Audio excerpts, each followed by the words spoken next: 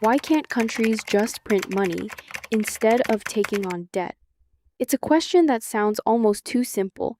A country needs roads, hospitals, schools, and electricity. The treasury is empty, debt is rising. Yet somewhere inside the central bank, there is a machine that can print money. So why not just use it?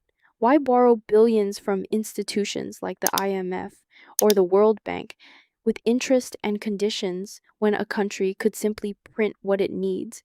It sounds logical and fair, and many people have asked this question at least once, but the reality is very different. Countries that have relied on printing money to finance development have not become prosperous. Many have collapsed. To understand why, we first need to understand what money actually is. Money is just paper and ink. On its own, it has no real value.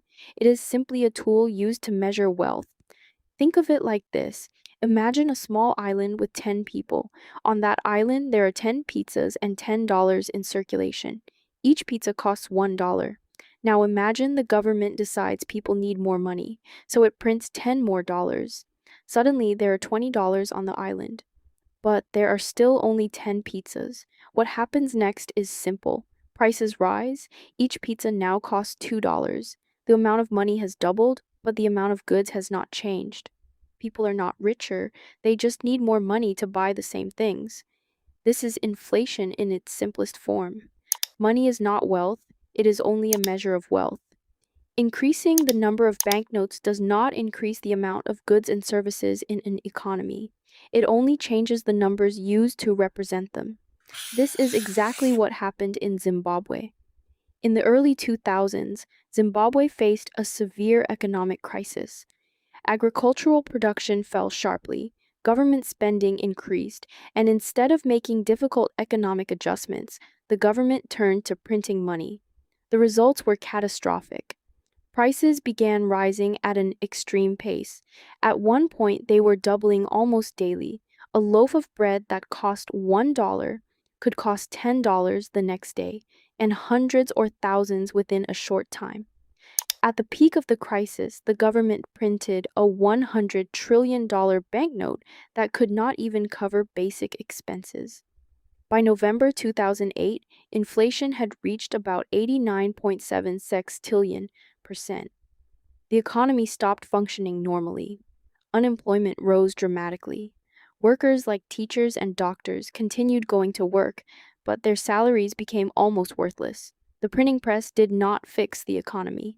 It destroyed it. But inflation is only the beginning.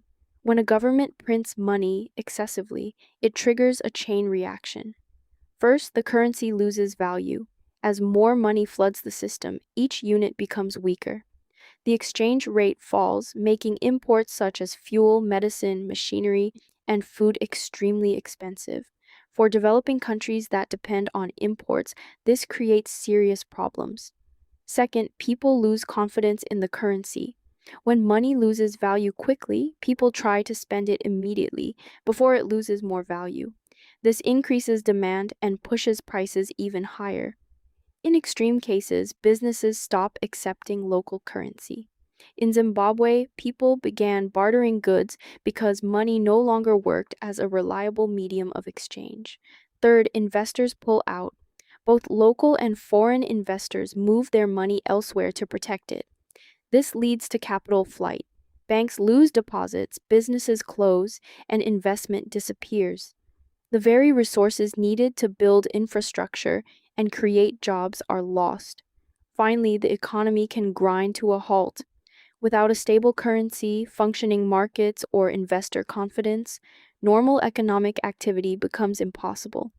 Governments struggle to pay workers, public services collapse. The people who suffer the most are often the poorest. The irony is harsh.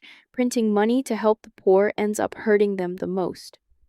So, why do countries choose debt instead? Because borrowed money is different.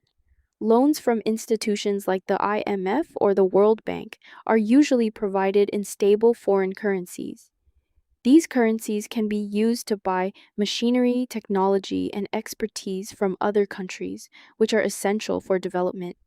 Debt also brings discipline. It has to be repaid. That requirement forces governments to think carefully about how money is used.